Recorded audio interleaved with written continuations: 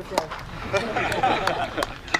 just have a panel discussion about, the title of it is The Hopes and Fears of EMTBs. But before we open up, there's just one simple ground rule for the panel. You can say whatever you want, just try to say it within 2 minutes. And if you don't say it within 2 minutes, or if you exceed 2 minutes, that's where the Chinese chicken comes in. And if you don't believe me that it's a Chinese chicken, it is a Chinese chicken. It's speaking Chinese. So let's start it off with, on the left, Pete Priebus. Can you give us a brief introduction, and can you answer the question, what are your hopes or fears about e-mountain bikes? You can answer either one. First, an introduction, please. Hey everybody, I'm Pete Priebus from Electric Bike Report, and I've been a long-time mountain bike rider. I started riding when I was 14 years old. Grew up working in the bike shops, and I saw the whole mountain bike boom take off even before RockShox suspension. So I've been around for a while, and I still love riding my traditional bike, but I'm really curious to see how electric mountain bikes will get more people into riding. And I've already seen that a little bit here in Sedona. I've gone out and ridden with guys that have electric mountain bikes. I'm riding my traditional bike, and honestly, I'm not seeing a whole lot of difference as far as tearing up the trails or causing issues. I'm seeing a very similar type of riding experience. So I guess and overall, as far as electric bikes go, I'm just very optimistic about growing either the sport of cycling or just commuting by bike, but getting more people on two wheels and seeing the perspective from the world of a rider. So anyways, I'm very optimistic about it overall. I know there are some issues with electric mountain biking, but I think that we can overcome those and just see more people enjoying the sport of mountain biking. Cool. Thank you. Hi, my name is Hill Abel, and I've been a bicycle retailer for 35 years in Austin, Texas. And I've been riding an electric bike myself for the last 3.5 years on the street as a commuter vehicle. Put less than 3,000 miles on my vehicle the last 3 years, simply because I'm using an electric bike. So when the electric mountain bikes came along, I was very excited about them, because I think it is a great opportunity. What we have going on in the bike business right now is the baby boomer demographic is aging out of the sport. And that's one of the reasons that the industry is in such disarray right now, because one of our core constituencies is no longer riding a bicycle. And I think a lot of reason for that is they don't feel strong and competent on their bicycles anymore. A great example is a good friend of mine, Michael Kelly, who lives in Berkeley, California, was on the IMBA board with me for 10 years, and he's 77 years old now. He has been riding a mountain bike since '82, literally one of the first people in the Bay Area riding a bike, and he simply won't ride a non-pedal assist bike anymore, but the pedal assist bike keeps him on his bicycle. And believe me, he's not bombing down hillsides at 30 miles an hour. He's going very gradually, very gingerly, very carefully, because he sure as hell didn't want to crash, but it keeps him riding his bicycle. And I think that's true of a lot of the baby boomers. It will keep them on their bicycle and possibly even get them back on their bicycles. As well as, I think, a lot of the younger demographic. We've been doing a lot of demo rides with a fleet of electric mountain bikes that we have in the store. And what we're seeing is a lot of teenagers and 20-year-olds that are very excited about riding mountain bikes. They're not excited about riding non-pedal assist. And we as hardcore mountain bikers can judge that and say they need to learn a goddamn mountain bike. They need to learn how to ride the thing before they ride anything else, but they're not interested. So we need them in the sport. We need them as cyclists for our industry to continue to be successful. And I think it's real important that we acknowledge some of the challenges, which I personally think are vastly overblown. Most of the people that I know that are anti-e-mountain bike have never been on one. And so I say to anybody who is skeptical about electric mountain bikes, at least give one a ride before you denigrate the people that are riding them and the product itself. Cool.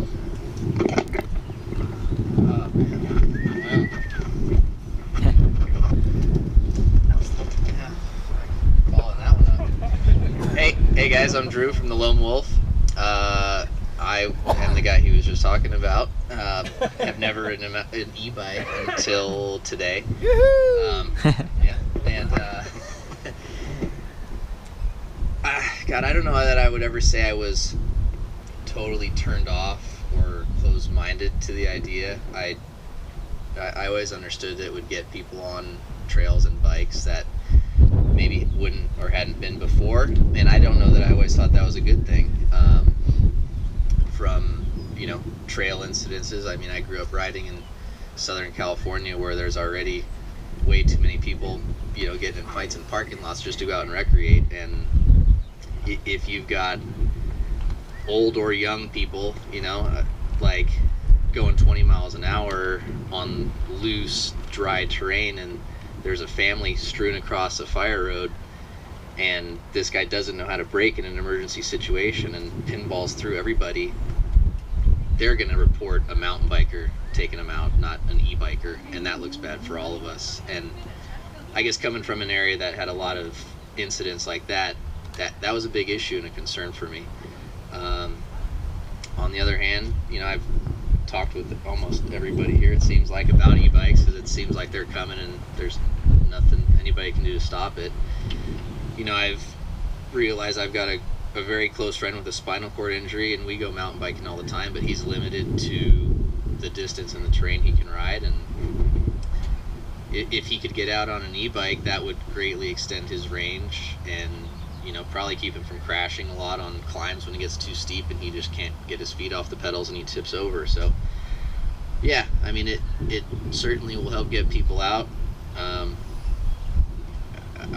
torn on if that's all good or all bad. I guess it would, in a perfect world, I would hope maybe getting more people out on bikes and in that demographic would maybe mean more eyes would be drawn to mountain biking, and that hopefully would mean more trails would get built, and maybe even for discipline specific, maybe more bike specific to equestrian to hiking trails, if there's more dollars in the sport. I don't know how realistic that is because I'm a pessimist, but I don't know.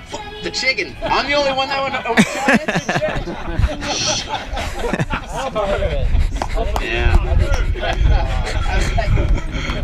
It's very well said. Very well said. How did your ride go today?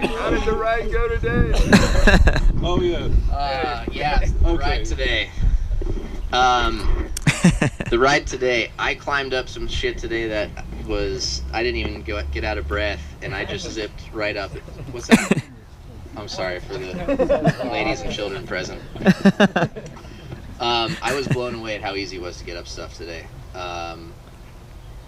My favorite part of riding is descending, though, and the trade-offs for how easily I could climb stuff to how the bike handled on the descent wasn't worth it for me personally. And after doing a little video for on some e-bike stuff, I hopped on one of these Intenses and went for a quick little rip, and when I got about halfway up that trail, I felt free. It was like a mini religious experience after spending all day on e-bikes. I felt like I was unchained, and I was like, oh my God, I'm back on a bicycle again. And that moment made me realize that like e-bikes might be great and help some people, but it's not what I love. Mountain biking is, and that means if I go slow or empower myself, that's what it is. So Thank you. Cool. We can thank John for buying you an extra 2 minutes for that question. And keep in mind, this is supposed to be audience interactive, so if you do have a burning question, just raise your hand and I'll stop asking questions. You can start asking them.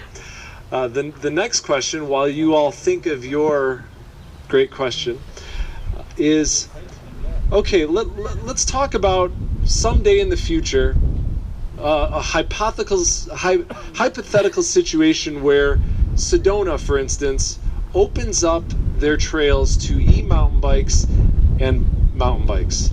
How do you think it should be managed to reduce trail conflicts? And I'm going to start with Pete on this one. So one of the things that I've noticed recently is that, and this is not really in regards to electric mountain bikes, just mountain biking in general, is that I grew up where, mountain bikers yielded to hikers and equestrians, and we tried to really, have a good, healthy relationship with all the trail users. And recently I've experienced hiking with my wife and being bombed down on by mountain bikers, just not giving any kind of way as far as speed or any kind of trail, and not pulling over and saying, why don't you go by? So that's been a little disturbing. And even as a mountain biker, when I'm climbing uphill, same thing. Guys are just bombing down hills. And personally, I feel like there needs to be a certain level of trail courtesy and etiquette that mountain bikers are educated on, because I feel like that's slipping away a little bit. And Strava, I don't totally endorse Strava. I think it's actually an issue for mountain biking, and it's if you're gonna race, just go race. It's just, I don't know, it's a pet peeve of mine, but I think that in general we need to have general trail courtesy and etiquette for other trail users. And I think that for electric mountain bikers the same thing goes. You have to be respectful of people out on the trail to get along together. And so I think that education is really important in the overall scheme of things, and also just enforcing class 1 pedal assist only electric mountain bikes, no throttles, and keep it within the classes. And one of the great things is that the state of California passed that law, so there's a classification for electric bicycles, and a number of other states are doing the same thing. So we're seeing a lot of momentum to really clarifying what an electric bicycle is. And I think if you spend a lot of time riding an electric or class 1 electric mountain bike, you realize that it's equivalent to basically a very strong rider. A very strong cross-country rider is almost the equivalent of a class 1 electric mountain bike. So anyways, that's my thoughts on that question. One of the questions I would ask is, where does the assumption that there will be conflicts between pedal assist and non-pedal assist bikes come from? Because I'm not seeing it on the trails that we're using, and we're using a very heavily ridden park on a regular basis. And I think what a lot of people are concerned about is the speed differential between pedal assist and non-pedal assist. But if you're going out on any trail today, you're seeing speed differentials between slower riders and faster riders, more adept riders and less skilled riders. So that's a reality today. You add another 6, 7, 8 miles an hour to that speed differential, and yes, it is definitely a factor, but I don't see the problem that a lot of people are speaking to, and I'd love to hear about instances where it is a problem, because I think a lot of those can be addressed. It's a social impact issue. There's been a lot of studies so far about e-bikes on the trail, the damage potential that they're causing to the trail, and it's really pretty minimal from what we're seeing today. It's the social impact potential that has people concerned, and that's a real issue, but it's also a real issue, just like riding today. When I pulled over for a group of women that were riding on the trail, they were so appreciative, and it gave me the sense that they don't see that very often. So we need to train our own, no matter what they're riding, pedal assist, non-pedal assist. We have to engender a sense of respect for other trail users and for each other on the trail, and that's the first responsibility that comes to my mind, and it has nothing to do with pedal assist or non-pedal assist. I have a question. Okay, great, because I'm out of good questions. Sweet. Okay. Can you just hold that? Thank you. So this question, let's pretend that there's like a certain percentage of all riders who are just not real educated on trail etiquette, or they just don't care. They have stressful jobs in an economy that's tough with politics that are frustrating, and they're just not as careful. So if you get more people on the trail because of e-bikes, remember we're getting these older people back on the trail, we're getting some younger people interested, even if the percentage stays the same, that's a higher absolute value of people that might be causing problems. And that's maybe it's good. Maybe they're relieving stress and they're getting outside. Maybe more trails will be built, more funding will go towards that. Again, in an environment where there's less funding going towards some of these parks and things, it's a little bit discouraging. But it just, as a cyclist and as a person who enjoys the outdoors, like, I'm a fan of it because it's like more people on bikes. Like, how is that bad? How can we as a group, or maybe people who are designed to enforce or educate, like, what can actually be done, whether you're a cyclist or an electric cyclist, to reduce those incidents? Like, we're all talking about it. It's just, are there any solutions, or is it just like, yep, this happens, That's my question, kind of for Hill, because when you were talking about Austin, and it kind of resonated with me, that environment that I've ridden there. It's crowded along the path. Yeah, Yeah, you bet. Absolutely.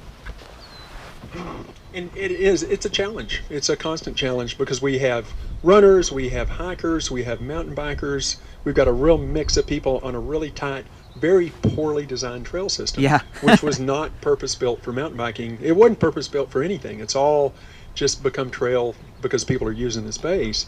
And it is a constant battle for us to hold each other accountable.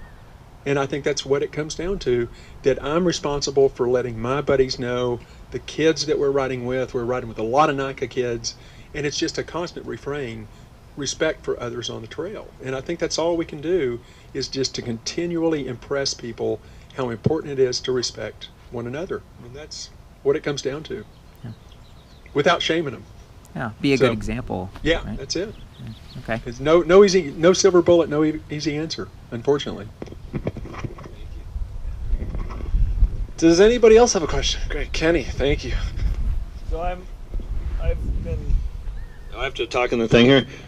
So It's really loud. You're not very loud.